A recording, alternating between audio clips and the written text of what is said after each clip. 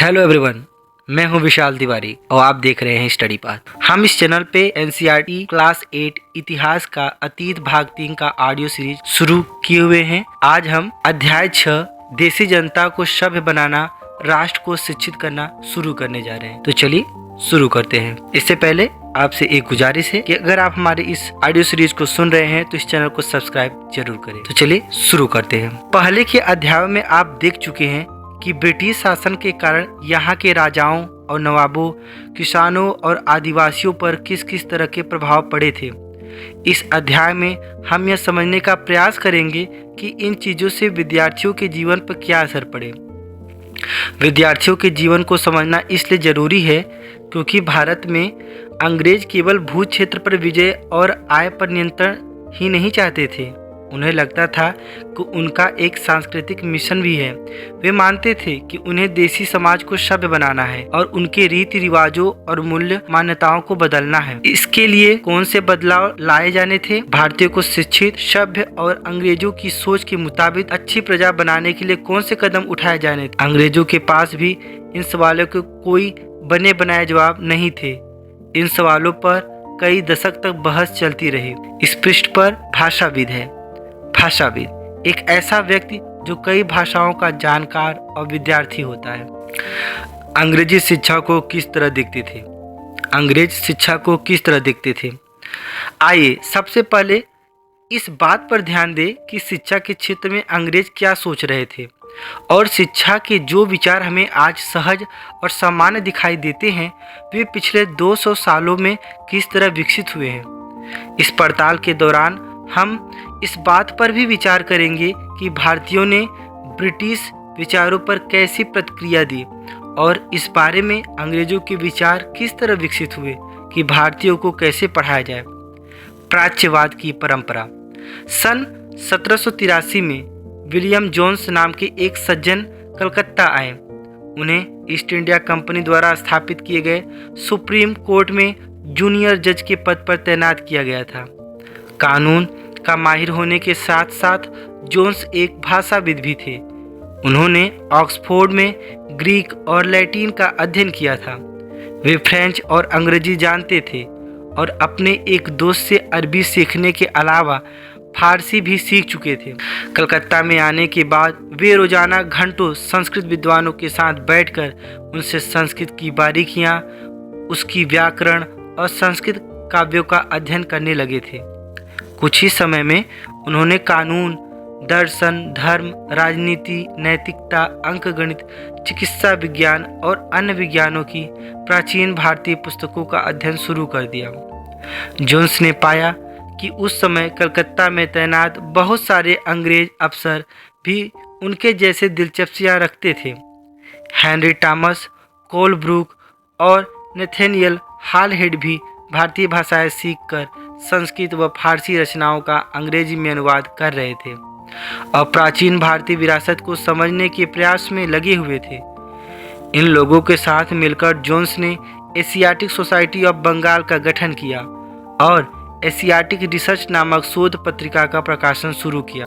Jones और Colebrook Bharat के प्रति एक खास तरह का रवैया रखते थे। वे भारत और पश्चिम दोनों की प्राचीन संस्कृतियों के प्रति गहरा आदर भाव रखते थे। उनका मानना था कि भारतीय सभ्यता प्राचीन काल में अपने वैभव के शिखर पर थी, परंतु बाद में उसका पतन होता चला गया।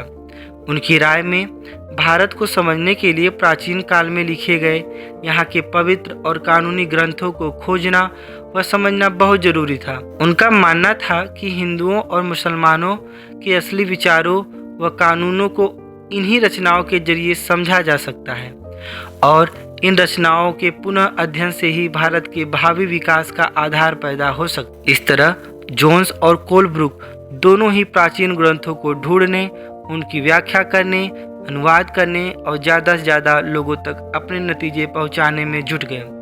उन्हें विश्वास था कि यह परियोजना न केवल अंग्रेजों को भारतीय संस्कृति से सीखने में मदद देगी बल्कि भारतीयों को भी अपनी विरासत को दोबारा अपनाने और अतीत के लुप्त वैभव को समझने में मदद देगी। इस प्रक्रिया में अंग्रेज भारतीय संस्कृति के अभिभावक और मालिक दोनों की भूमिका निभा रहे थे। इन प्रयासों और विचारों से प्रभावित होकर कंपनी के बहुत सारे अधिकारियों ने दलील दी कि अंग्रेजों को पश्चिम ज्ञान की बजाय भारतीय ज्ञान को ही प्रोत्साहन देना चाहिए। वे चाहते थे कि प्राचीन भारतीय ग्रंथों के अध्ययन को प्रोत्साहित करने और संस्कृत और फारसी साहित्य व काव्य पढ़ने के लिए संस्थानों की स्थापना की जाए। इन अधिकारियों को ये भी मानना था कि हिंदुओं और मुसलमानों को वही पढ़ाया जाना चाहिए जिससे वे पहले ही परिचित हैं और जिसे वे आदर और महत्व देते हैं। उन्हें अनजाने विषयों की शिक्षा न दी जाए। इन अफसरों की राय में केवल तभी अंग्रेज देसी जनता का दिल जीत सकते हैं, केवल तभी अजनबी शासक अपनी प्रजा से आदर की उम्मीद कर सकते हैं। इस बात को ध्यान में रखते हुए 1781 में अरबी, फारसी, इस्लामिक कानून के अध्ययन को बढ़ावा देने के लिए कलकत्ता में एक मदरसा खोला गया। 1791 में बनारस में हिंदू कॉलेज की स्थापना की गई ताकि वहां प्राचीन सांस्कृतिक ग्रंथों की शिक्षा दी जा सके और देश का शासन चलाने में मदद मिले। परंतु कंपनी के सभी अफसर इन विचारों से सहमत नहीं थे।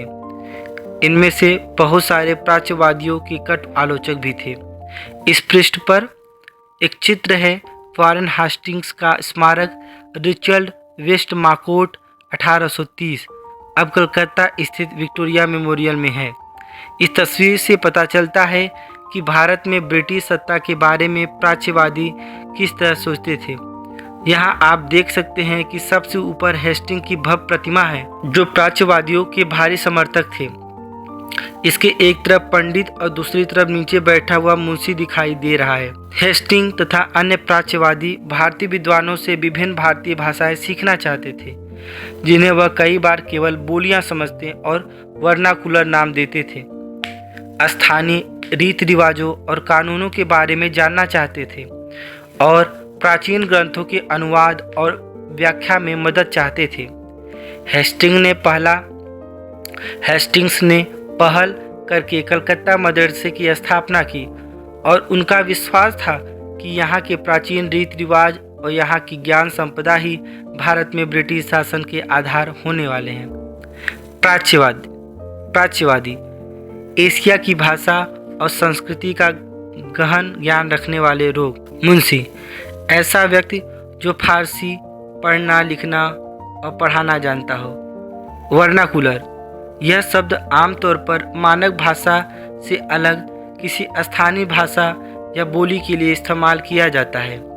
भारत जैसे औपनिवेशिक देशों में अंग्रेज रोजमर्रा इस्तेमाल की स्थानीय भाषा और साम्राज्यवादी शासकों की भाषा अंग्रेजी के बीच फर्क को चिन्हित करने के लिए इस शब्द का इस्तेमाल करते थे। मदरसा सीखने के स्थान को अरबी भाषा में मदरसा कहा जाता है।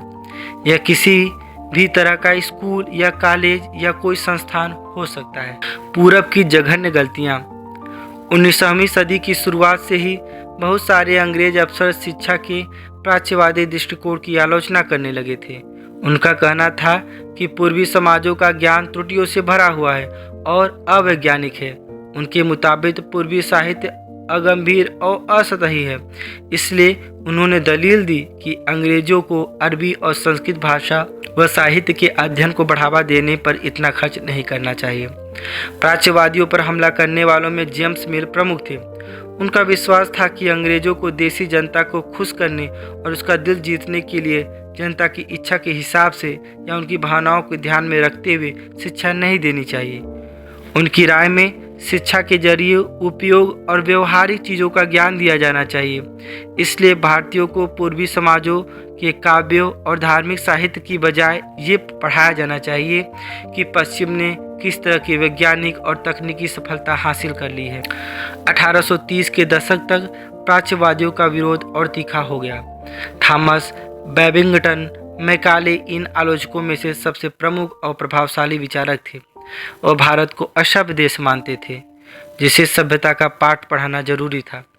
मैकाले के मुताबिक पूर्वी ज्ञान की कोई भी शाखा इंग्लैंड की प्रगति के समकक्ष नहीं थी। मैकाले का कहना था कि एक अच्छे यूरोपीय पुस्तकालय का केवल एक ही खाना ही भारत और अरब के समूचे देसी साहित्य के बराबर है। उनका तर्क था कि भारत में ब्रिटिश सरकार को प्राच्यवादी ज्ञान पर सरकारी पैसा बर्बाद नहीं करना चाहिए, क्योंकि इससे कोई फायदा नहीं होने वाला है। गहन ऊर्जा और आवेशपूर्ण मैकाले ने अंग्रेजी भाषा सिखाने की ज़रूरत पर जोर दिया। उनका मानना था कि अंग्रेजी के ज्ञान से भारतीयों को दुनिया की श्रेष्ठतम साहित्य कृतियों को पढ़ने का मौका मिलेगा। यहाँ के लोग पश्चिमी विज्ञान और दर्शन के क्षेत्र में हुए विकास से अवगत हो पाएंगे। इस प्रकार उनका कहना था कि अंग्रेजी पढ़ाना लोगों को सभ्य बनाने, उनकी रुचियों, मूल्यों और संस्कृति को बदलने का रास्ता हो सकता है। मैकाले के मिनट्स के आधार पर 1835 का अंग्रेजों का शिक्षा अधिनियम पारित किया गया।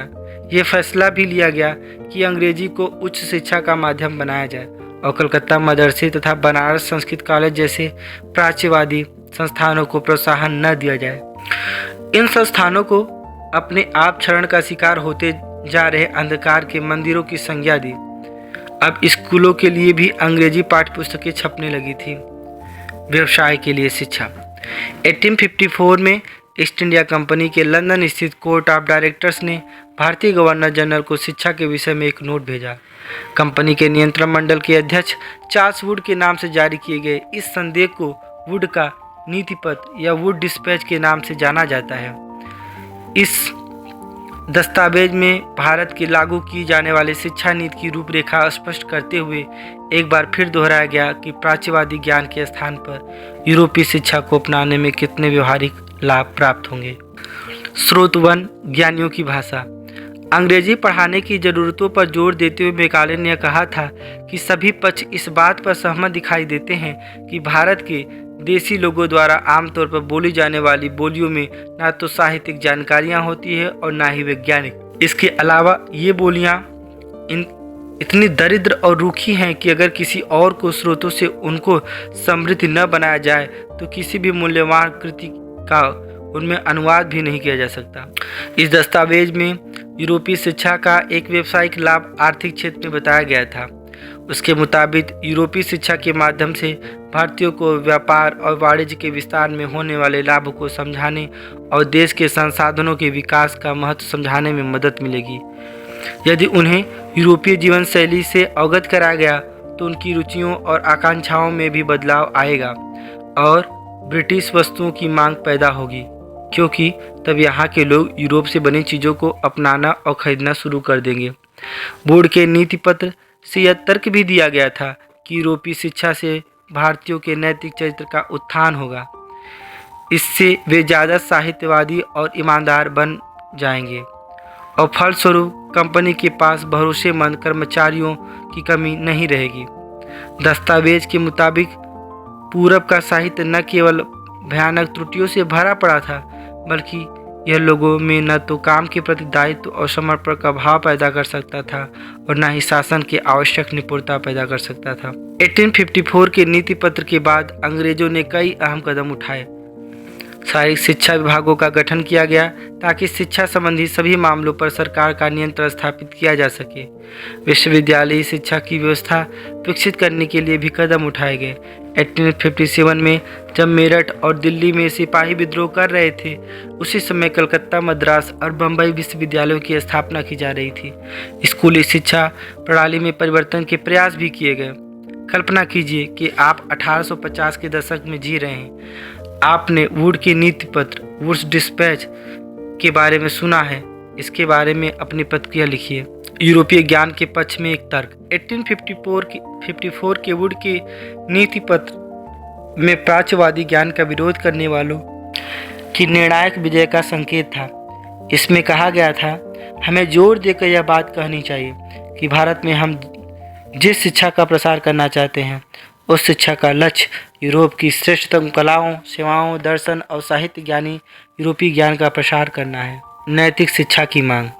19वीं सदी में भारत की सक्रिय ईसाई प्रचारकों में व्यवहारिक शिक्षा के पक्ष में दिए जा रहे तर्कों का घोर विरोध किया गया। प्रचारकों का मानना था कि शिक्षा का उद्देश्य लोगों के नैतिक चरित्र में सुधार लाना होता है और नैतिकता उत्थान केवल ईसाई शिक्षा के जरिए ही संभव है। 1813 तक ईस्ट इंडिया कंपनी भारत में प्रचारक गतिविधियों के विरुद्ध थी। कंपनी को भय था कि प्रचारकों की गतिविधियों की वजह से स्थानीय जनता के बीच असंतोष पैदा होगा और लोग भारत में अंग्रेज की उपस्थिति को शक की नज़र से देखने लगेंगे। ब्रिटिश नियंत्रण वाले भू क्षेत्रों में अपनी संस्थाएं न खोल पाने की वजह से प्रचारकों ने अंततः श्रीरामपुर में अपना मिशन खोला।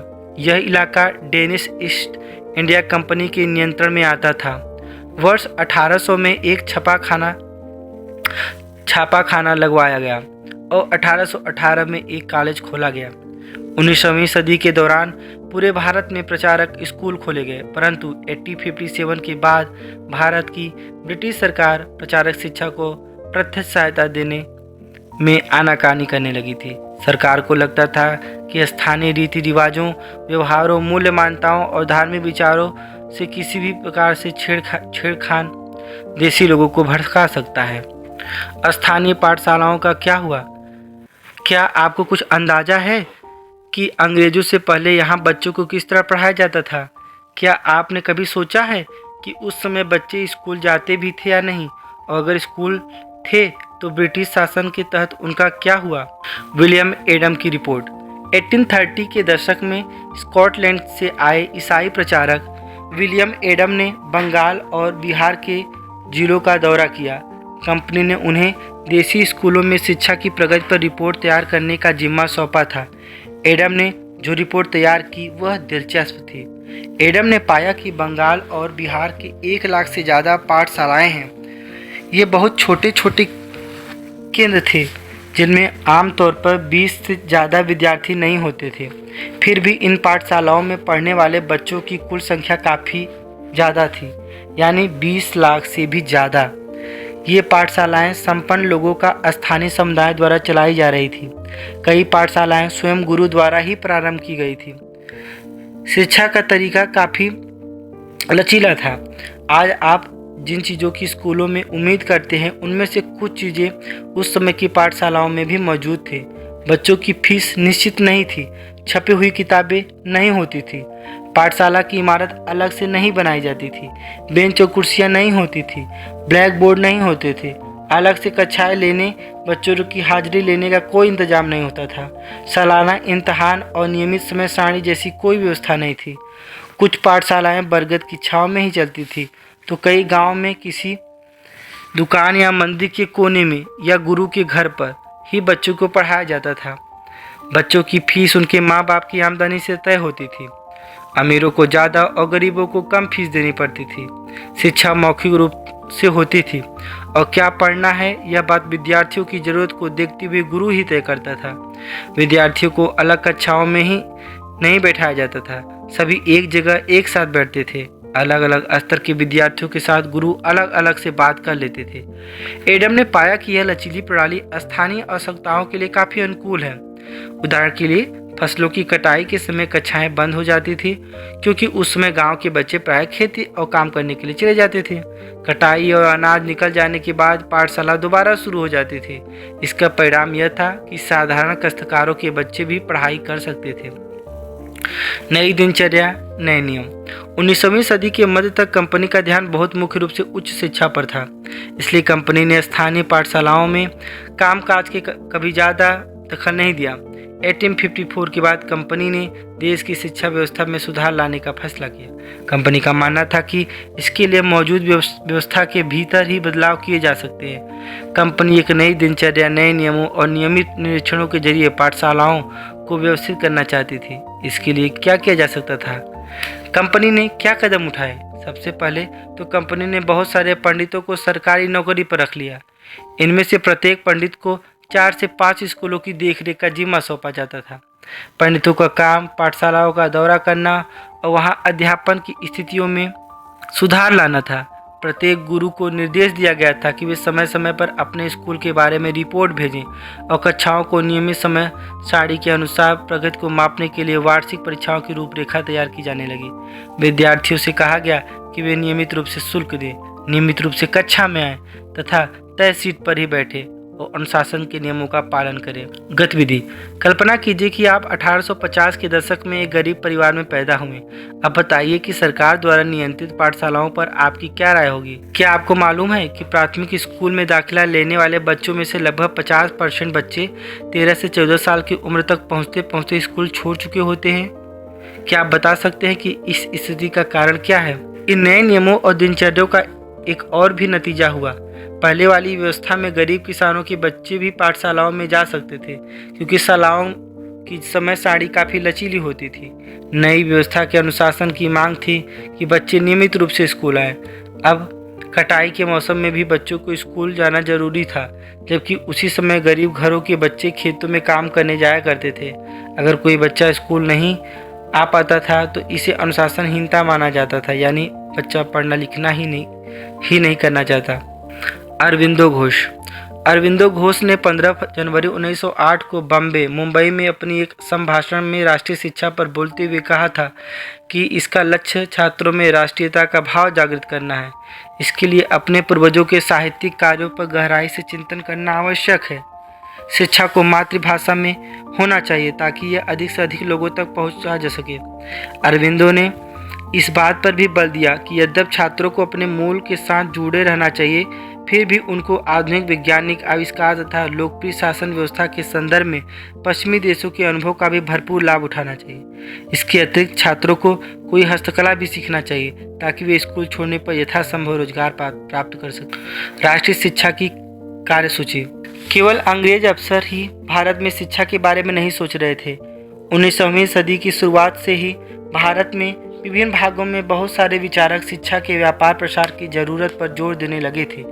यूरोप में आ रहे बदलावों से प्रभावित कुछ भारतीयों का मानना था कि पश्चिमी शिक्षा भारत का आधुनिकीकरण कर सकती है। उन्होंने अंग्रेजों से आह्वान किया कि वे नए स्कूल, कॉलेज और विश्वविद्यालय खोले तथा शिक्षा पर ज़्यादा पैसा खर्च करें। इस दिशा में हुए कुछ प्रयासों के बारे में आप अध्याय 8 में पढ़ेंगे, परंतु बहुत सारे भारतीय पश्चिमी शिक्षा के विरुद्ध थे। महात्मा गांधी और रविन्द्रनाथ टैगोर इसी तरह के लोगों में से थे।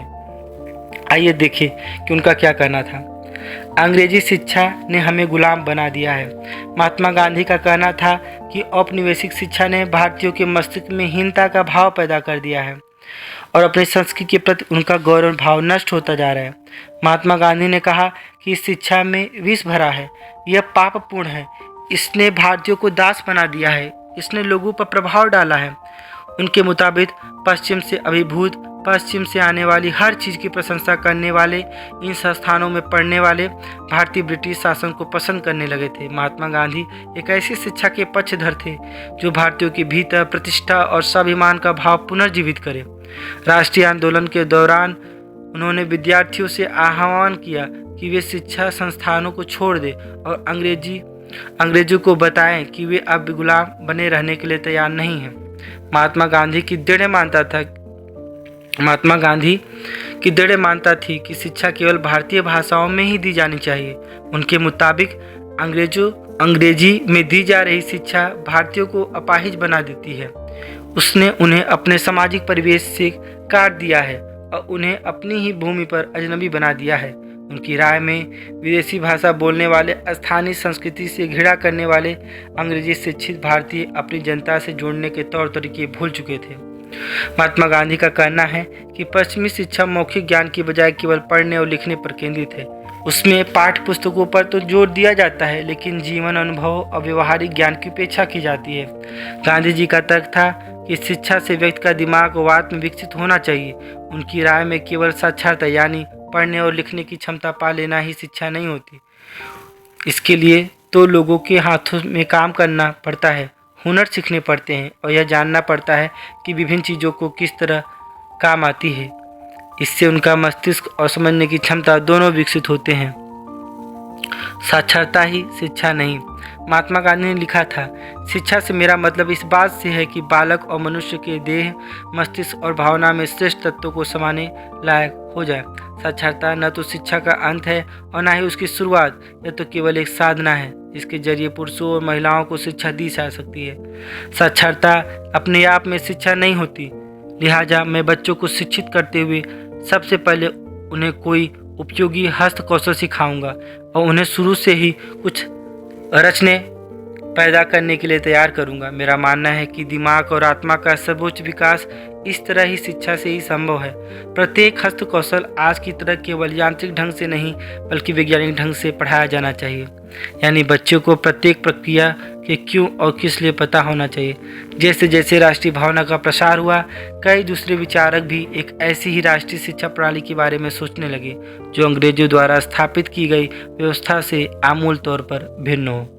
टैगोर का शांति निकेतन। आप में से बहुत सारे दोस्तों ने शांति निकेतन के बारे में सुना होगा। आज के समय में शांति निकेतन, टैगोर के शांति निकेतन को एक धरोहर के रूप में शामिल किया गया है। क्या आप जानते हैं कि इसकी स्थापना किसने और क्यों की थी? रविन्द्रनाथ टैगोर ने यह संस्था 1901 में शुरू की थी।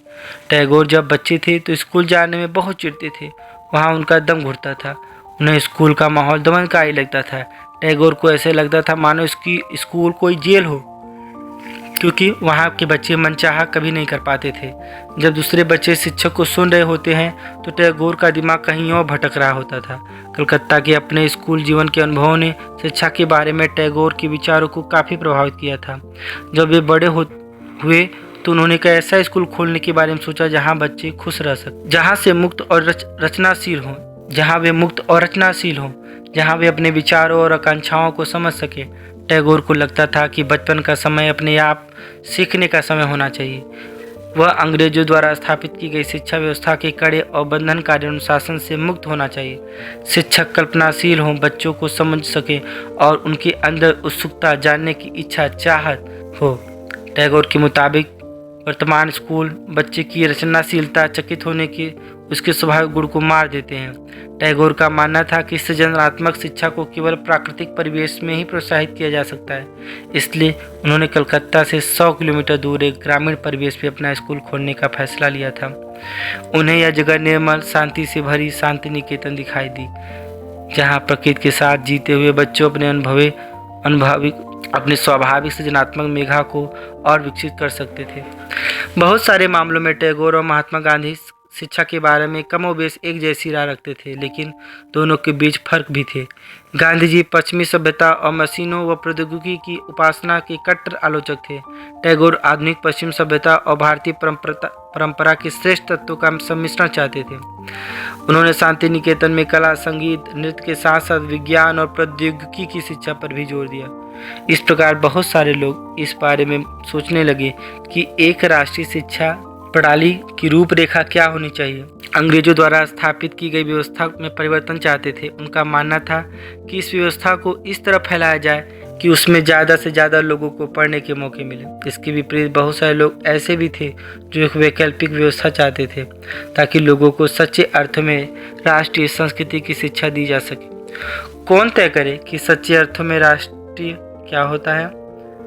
इस राष्ट्रीय शिक्षा की बहस स्वतंत्रता के बाद भी जारी रही। इस प्रकार से ये चैप्टर नंबर 6 कंप्लीट होता है। आशा करता हूँ ये ऑडियो सीरीज आप लोगों को पसंद आया होगा। देशी जनता को सभ्य बनाना और राष्ट्र को शिक्षित करना, ये आप लोगों ने अच्छी तरीके से सुन लिया होगा। अगर आपको हमारा ऑडियो सीरीज अच्छा लगता है तो हमारे चैनल को सब्सक्राइब करें और वीडियो को लाइक करें। मिलते हैं अगले वीडियो में चैप्टर नंबर 7 के साथ। तब तक के लिए जय हिंद, जय भारत, वंदे मातरम।